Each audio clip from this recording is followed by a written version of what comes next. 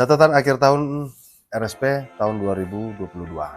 RSP Group, RSP Law Office, dan RSP Law Center mengucapkan terima kasih yang sebesar-besarnya kepada seluruh masyarakat Indonesia, para pencari keadilan, para pegiat hukum yang selama 1 tahun di tahun 2022 telah bekerja sama, berpartisipasi, dan juga melakukan kegiatan bersama dengan RSP. Ada banyak cerita, ada banyak pengalaman selama 1 tahun di tahun 2022 yang telah terjadi, peristiwa-peristiwa yang mungkin sulit untuk dilupakan, dan juga kenangan-kenangan indah bersama RSP. RSP terdiri dari 2 divisi, ada Law Office dan Law Center. Untuk Law Office, ya, RSP selalu melakukan kegiatan, ya, 2 kegiatan besar, yaitu litigasi dan non litigasi, tentunya di bidang hukum, di bidang penegakan hukum. Ya. RSP selalu menjadi bagian daripada setiap persoalan hukum yang ada di masyarakat. Dalam kegiatan litigasi, RSP Law Office tentunya banyak menangani perkara selama tahun 2022. Perkara yang baik sebagai penggugat maupun sebagai tergugat, ya, di pengadilan negeri. Pengadilan negeri tercatat untuk di Jakarta sendiri selama tahun 2022 RSP berperkara di Pengadilan Negeri Jakarta Selatan, Jakarta Timur, Jakarta Pusat, dan Jakarta Barat. Ya. Juga ada perkara di Pengadilan Negeri Pekanbaru, di Pengadilan Negeri Medan, ya. Lalu di Pengadilan Negeri Bandar Lampung, Tanjung Karang. Ya. Nah, lalu untuk di Pengadilan Tata Usaha Negara juga RSP tercatat sebagai beberapa kali sebagai penggugat di Pengadilan Tata Usaha Negara yang ada di Jakarta dan beberapa daerah yang mungkin hampir seluruh daerah di Indonesia di PT UN, ya, seperti Padang, Bandar Lampung, lalu kemudian Semarang, Surabaya, dan lain sebagainya. Nah, RSP juga menangani perkara di Pengadilan Agama Bekasi dan Pengadilan Agama Jakarta Utara. Ya, itu untuk kegiatan-kegiatan litigasi dalam posisi baik sebagai penggugat maupun sebagai tergugat. Nah, untuk kegiatan non litigasi, ya, bantuan hukum yang tidak sampai ke ataupun belum sampai ke pengadilan, ya, belum sampai ke pengadilan. Beberapa kali mediasi di luar pengadilan yang berhasil diselesaikan oleh RSP Law Office, ya. Di antaranya seperti perkara-perkara keperdataan, dan juga yang terkait dengan unsur pidana.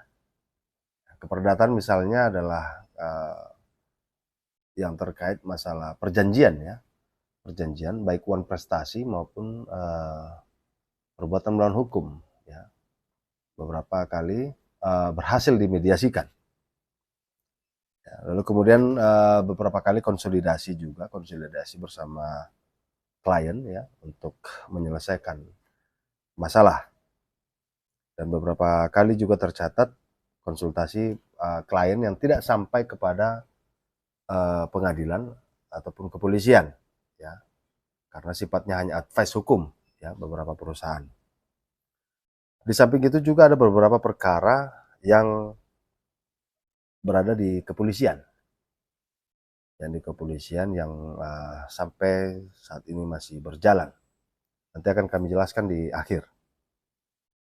Itu adalah beberapa kegiatan-kegiatan RSP Law Office 1 tahun yang tidak bisa kami rincikan secara terperinci karena, cukup banyak kasus yang kami tangani di RSP Law Office. Ya, mudah-mudahan, memang perkara-perkara yang kami tangani itu, kami tetap merespon ya, sesuai dengan slogan, RSP, yaitu responsif, ya, dan juga memberikan solusi secara profesional. Lalu untuk, divisi Law Center, ya, RSP Law Center, di tahun 2022 banyak menerima mahasiswa magang atau KKM, kuliah kerja magang dari beberapa universitas ya. Universitas Kristen Indonesia, lalu kemudian Universitas Dirgantara Marsekal Surya Dharma, Jakarta ya. Lalu Universitas Atmajaya, Universitas Tarumanegara ya, dan Universitas PGRI ya. Dan tercatat juga dalam tahun 2022 RSP Law Center menerima mahasiswa skripsi untuk melakukan penelitian dan wawancara ya, terkait dengan penulisan skripsi mahasiswa. Selain itu, Law Center dalam 1 tahun, yaitu di tahun 2022, itu banyak melakukan kegiatan yang bersifat edukasi, seperti webinar-webinar ya, seminar yang dilakukan berbasis online. Tercatat dalam setiap kali penyelenggaraan webinar terdiri dari kurang lebih 200-an peserta setiap webinarnya. Lalu kemudian Law Center juga membuka kelas online yang juga diminati oleh mahasiswa hukum dan para pegiat hukum ya. Selain itu, RSP Law Center juga telah mengundang beberapa orang untuk menjadi narasumber dalam podcast ya. Podcast yang ditayangkan dalam YouTube channel resmi ya, official RSP Law Office ya. Teman-teman kalau mau cari channel YouTube-nya, klik saja official RSP Law Office ya. Nah, di situ ada podcast yang kita mengundang para pakar hukum dan para penegak hukum ya, juga orang-orang yang mencari keadilan. Selain itu, RSP Law Office juga pernah melakukan live streaming berbasis YouTube ya, yang membahas ketika itu membahas tentang persoalan ataupun perang yang terjadi antara Ukraina dan Rusia. Ya, tentunya mengundang salah satu kolonel di Angkatan Laut. Kalau teman-teman mau lihat, itu ada di official RSP Law Office ya, YouTube channel RSP. Nah, itu adalah beberapa kegiatan yang sudah dilakukan oleh RSP Group, baik RSP Law Center maupun RSP Law Office selama 1 tahun di tahun 2022.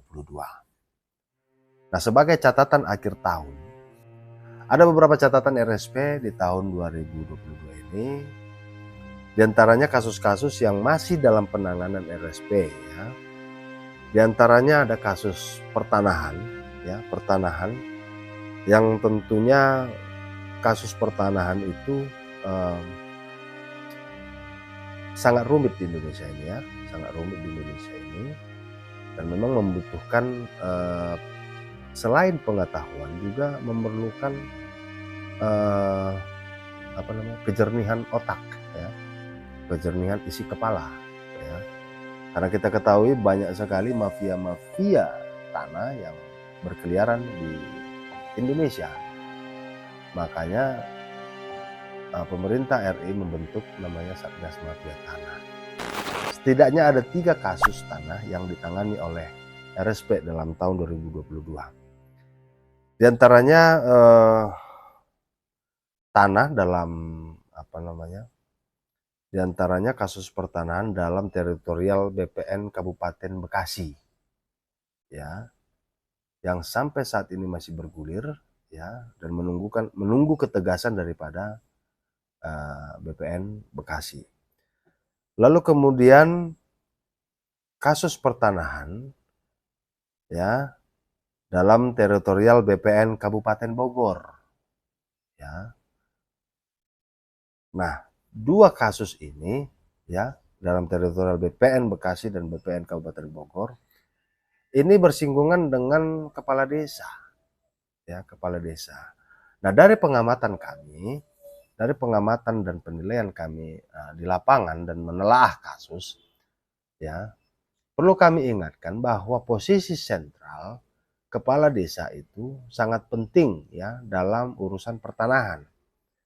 Karena urusan pertanahan itu garda terdepan daripada pemerintah Indonesia adalah kepala desa.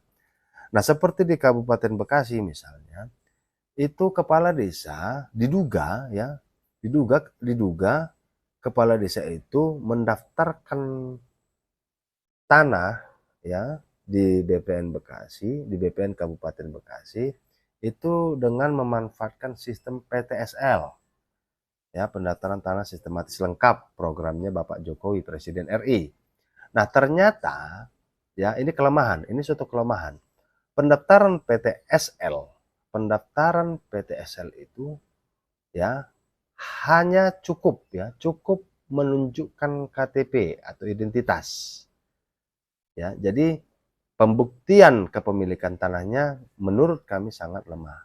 Nah, inilah yang harus menjadi PR daripada pemerintah, karena justru PTSL itu bisa menimbulkan masalah baru.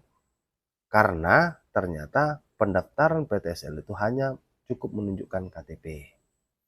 Nah, jadi sebetulnya PTSL itu adalah solusi yang dibuat oleh pemerintah RI bagaimana supaya semua masyarakat Indonesia memperoleh sertifikat, tetapi faktanya ternyata juga menimbulkan masalah karena masyarakat cukup datang membawa KTP. Nah, ini adalah masalah baru yang timbul. Nah, sehingga muncullah PTSL di atas tanah yang bersertifikat, ya, di atas tanah yang bersertifikat. Nah, ini menjadi persoalan baru pertanahan di Indonesia.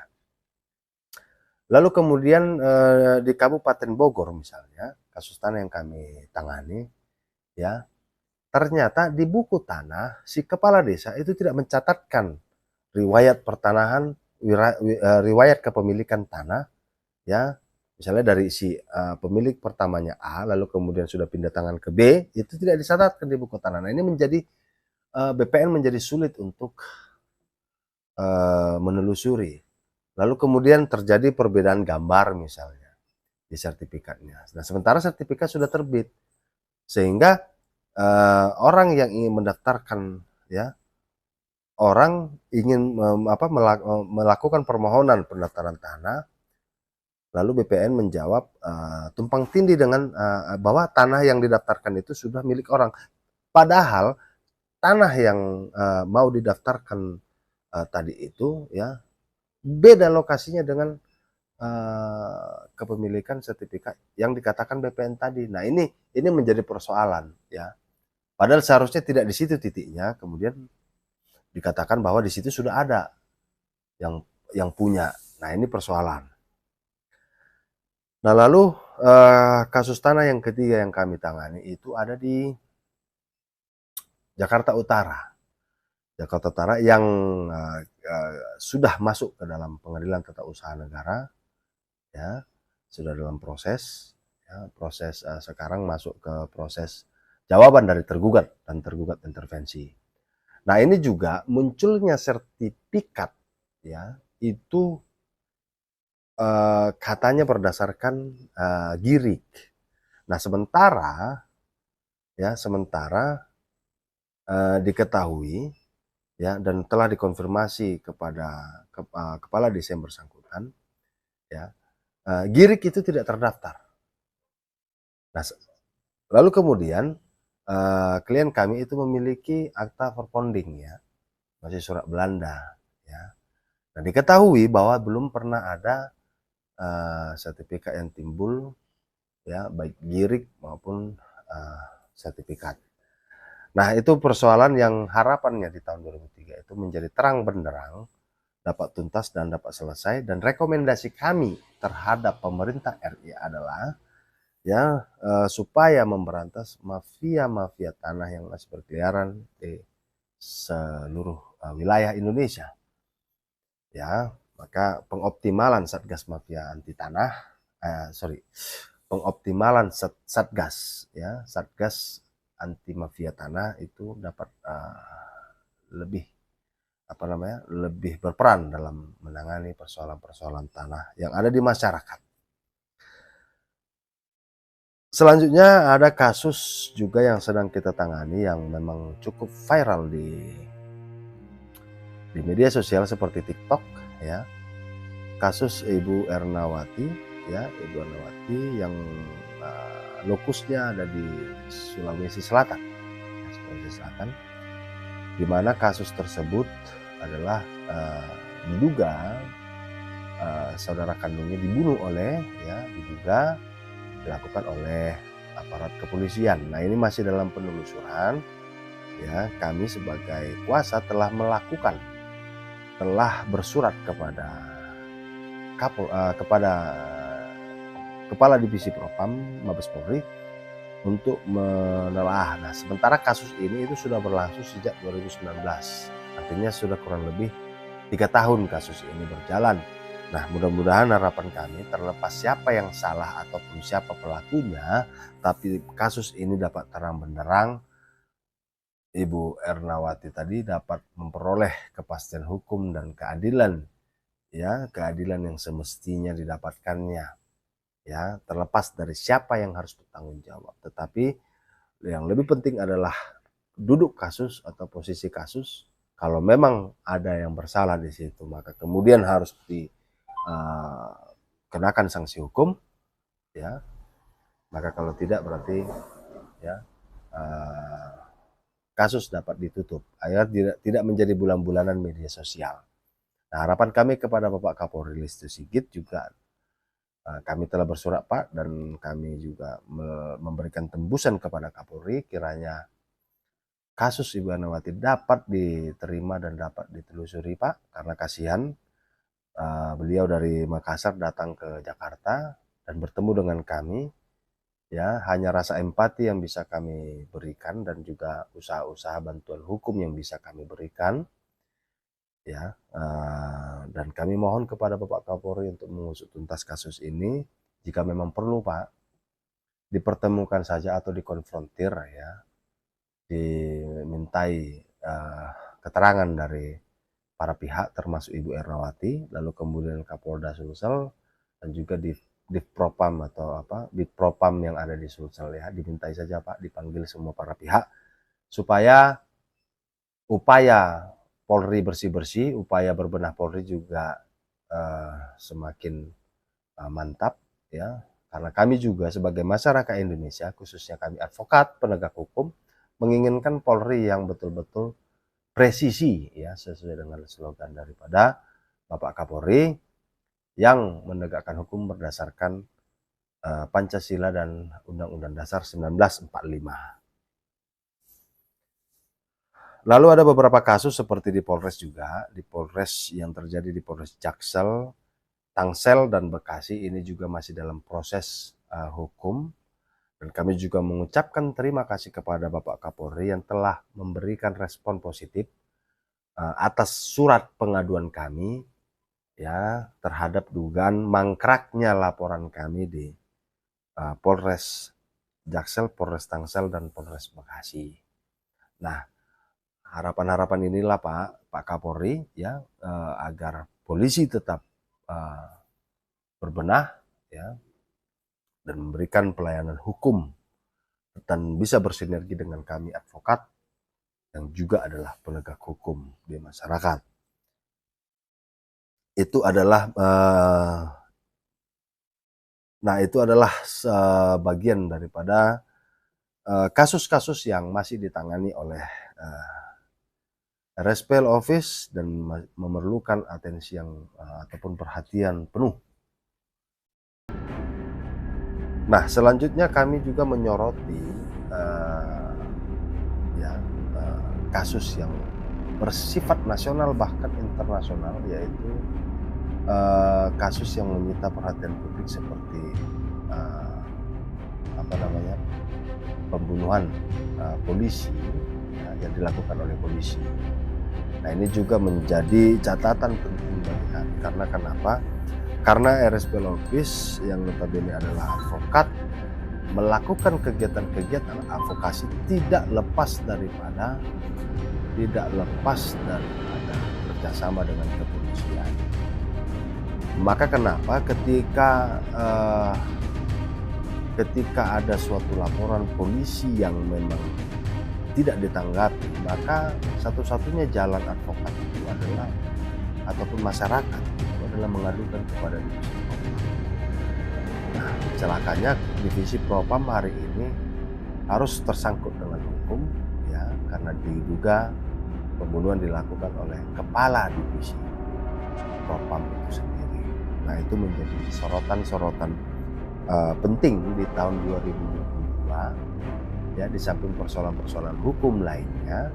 Dan tentunya juga RSP selalu memberikan komentar-komentar atau memberikan pendapat hukum yang kami sajikan di media-media sosial resmi milik RSP dan juga YouTube channel resmi milik RSP. Baik, selanjutnya ketika berhadapan dengan tahun yang baru, tahun 2023, maka tentunya kita harus memiliki harapan, tujuan, ataupun goal ya, apa yang akan dicapai di tahun 2023. Tentunya RSP Law Office dan RSP Law Center ya memiliki harapan di tahun 2023 semakin dekat dengan masyarakat, para pencari keadilan, semakin dibutuhkan oleh para pegiat hukum, semakin memberikan edukasi-edukasi hukum, semakin dibutuhkan oleh masyarakat luas. Tentunya tidak mengesampingkan upaya penegakan hukum yang kita lakukan kiranya dapat kita tangani, kita dapat selesaikan, dan juga dapat membantu para klien yang memberikan kepercayaannya kepada kami. Itulah beberapa harapan ke depan RSP Law Office ya. Nah, tentunya harapan kami juga terhadap penegakan hukum di Indonesia ya semakin baik lagi. Kasus-kasus lama di negeri ini yang berskala nasional itu juga dapat diungkap, lalu kemudian kasus-kasus korupsi ya yang banyak merugikan negara tentunya juga harus dibasmi ataupun diberantas ya. Nah, harapan kami pemerintah RI lebih dapat menciptakan rasa keamanan dan keadilan di tengah-tengah masyarakat ya, dan juga khususnya hal yang baru-baru saja pengesahan Kitab Undang-Undang Hukum Pidana adalah suatu terobosan baru ya, karena ini kali pertama Indonesia memiliki KUHP, karena selama ini menggunakan KUHP milik Belanda ya. Nah, maka KUHP yang diharapkan ini yang katanya akan berlaku sejak 3 tahun ke depan, polemik yang ada di masyarakat ataupun kontroversi yang ada di masyarakat tentang pasal per pasal yang ada di KUHP tentunya harus didengarkan oleh pemerintah, dan kalau memang tidak cocok ataupun tidak relevan atau jauh dari keadilan di masyarakat, maka tidak ada salahnya untuk merevisi ulang KUHP ya sebelum masuk ke Mahkamah Konstitusi. Ya, Mahkamah Konstitusi menurut saya adalah langkah terakhir. Ya, lebih baik dilakukan diskursus lagi dari sekarang supaya untuk ya untuk menilai apakah KUHP yang sudah disahkan ini sudah lebih baik daripada KUHP yang sebelumnya. Kalau masih terdapat masukan dari masyarakat atau pasal-pasal yang sangat kontroversial, mungkin saran kami pemerintah harus mendengarkan, ya, dan juga DPR juga harus mengakomodir, ya, jangan sampai ataupun jangan kita tunggu Mahkamah Konstitusi, ya. Nah, itulah secara garis besar yang dapat kami sampaikan sebagai catatan akhir tahun 2022. Demikian catatan akhir tahun RSP tahun 2022. Sampai ketemu lagi di tahun 2023. Selamat menyambut tahun yang baru dengan penuh senyum, penuh harapan, dan penuh semangat. Keadilan milik semua. God bless Indonesia.